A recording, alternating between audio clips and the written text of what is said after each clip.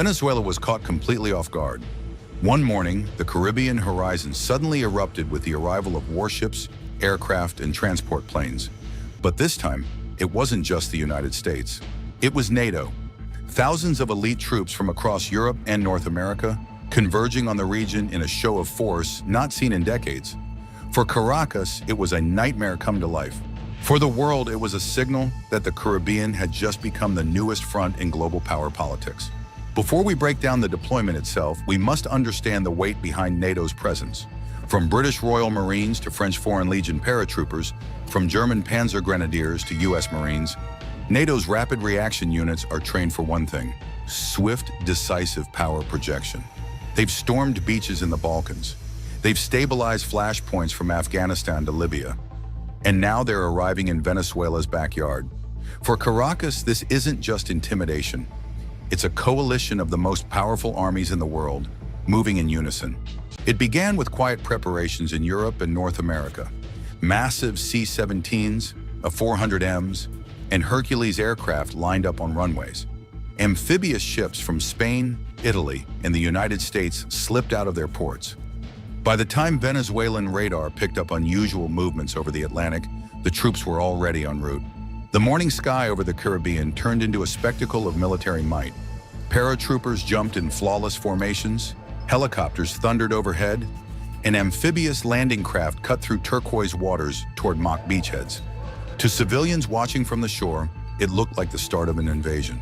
And perhaps that was the point. Inside Caracas, panic spread. Maduro's defense chief scrambled, activating radar and scrambling fighter jets. State TV called the maneuver a foreign occupation, warning citizens that the West was preparing for war. But deep down, the leadership knew the truth. Venezuela was hopelessly outnumbered, outgunned, and outmaneuvered. Once ashore, NATO forces quickly established field command posts, defensive perimeters, and armored drills. French Leclerc tanks rolled off landing craft. British commandos secured beachheads. American Marines simulated assaults on urban terrain. The message to Caracas was crystal clear. NATO could seize and hold ground anywhere in the Caribbean at any time. This wasn't just a drill, it was a multi-layered message. To Venezuela, resistance would be crushed instantly. To Russia, your foothold in Latin America is vulnerable. To China, don't test the alliance in the Western Hemisphere. The display wasn't just about military might, it was about unity, showing that an attack on one NATO member is an attack on all. Caribbean governments reacted with caution. Colombia quietly welcomed the show of force, while Cuba and Nicaragua erupted in outrage. Meanwhile, ordinary citizens across the region stared at the sky in disbelief, wondering if this was the beginning of war. In Moscow, Russian analysts immediately warned of regime change rehearsals. Beijing condemned the deployment as destabilizing. Both began boosting propaganda efforts, framing NATO as aggressors. But the reality was simple. NATO had placed elite boots on the ground within striking distance of Venezuela's capital. Military experts outlined the potential next moves: naval blockade of Venezuela's key oil ports, air dominance drills across the Caribbean skies, establishing permanent forward bases in nearby islands, increased NATO-Colombia cooperation on Venezuela's border. For NATO soldiers, this wasn't just another exercise. For many, it was a chance to train in one of the world's most volatile regions, under global scrutiny. Imagine standing on the deck of a landing craft, the Venezuelan coastline looming ahead, knowing the entire world was watching your every move. For Maduro, the arrival of NATO posed a deadly paradox. To ignore it meant humiliation. To resist it meant annihilation. Either way, the message had been delivered. Venezuela was now face-to-face with the combined might of the world's most powerful alliance. By the end of the exercise, one truth was undeniable. NATO had redrawn the balance of power in the Caribbean. For Caracas, it was a wake-up call. For Russia and China, it was a warning. And for NATO, it was proof that unity, speed, and power could be projected anywhere, even in America's backyard. The arrival of NATO troops wasn't just a drill, it was a chess move. A deliberate escalation that demanded a response. For Caracas, the real question wasn't if Venezuela could counter, but how. For NATO, the next step wasn't simply about showing strength. It was about setting the tempo of the entire confrontation. If the alliance chose to escalate, the tools were already in position. Naval power projection carrier groups from the US, France, and the UK could easily dominate the Caribbean Sea.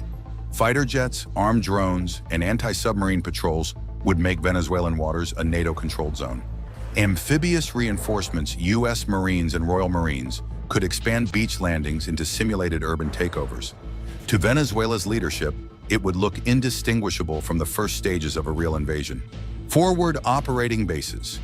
Caribbean nations sympathetic to NATO, like the Dominican Republic or Barbados, could quietly allow the staging of troops and aircraft.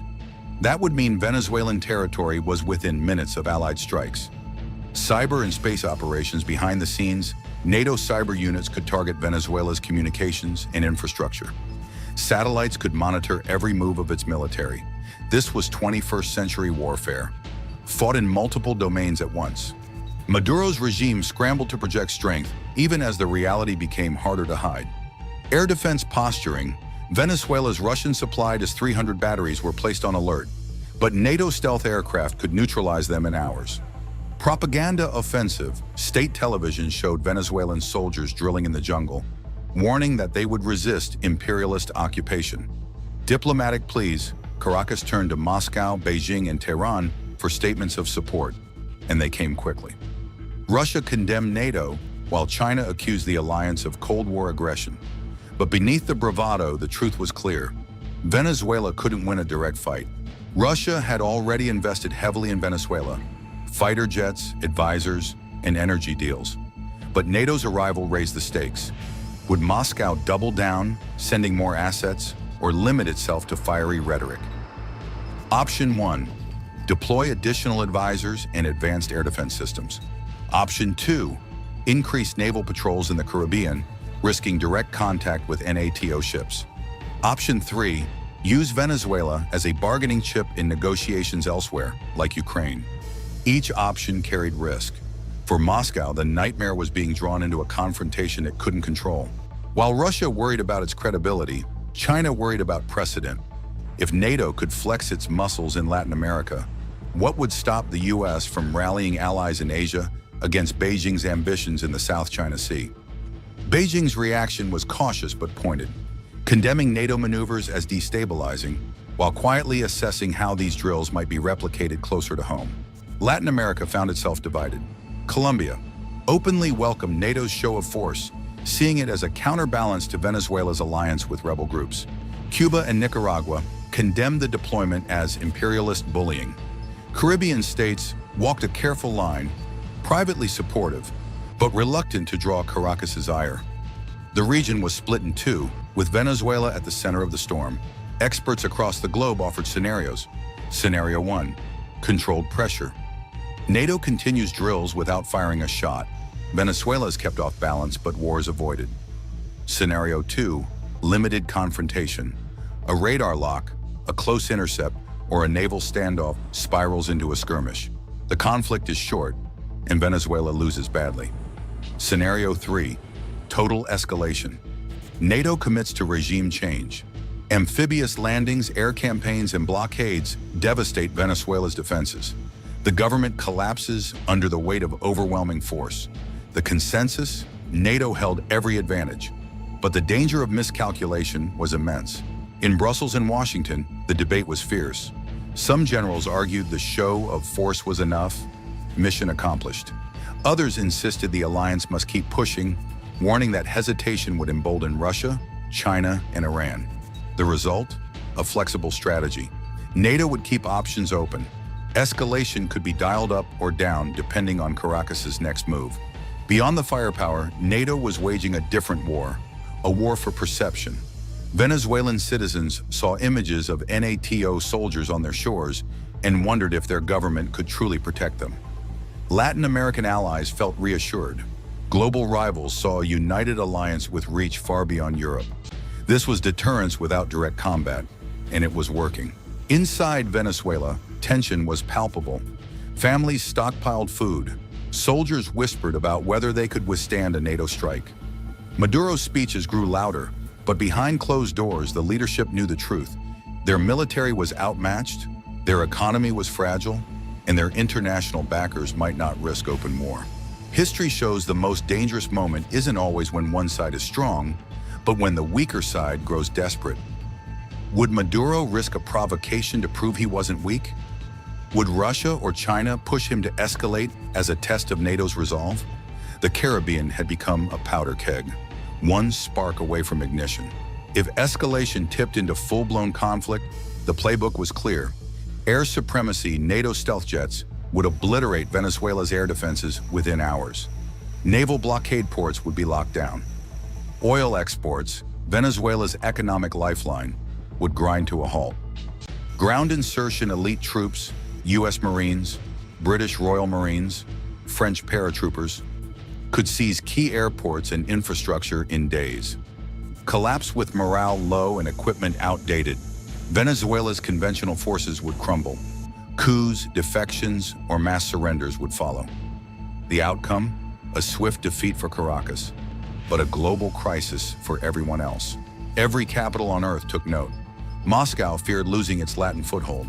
Beijing studied the operation for hints of U.S. strategy in Asia. Tehran vowed solidarity, but knew its reach was limited. For Washington and Brussels, the message was already clear. NATO could project power anywhere, at any time. As the last NATO aircraft roared overhead and soldiers regrouped, the takeaway was undeniable. NATO had proven its unity.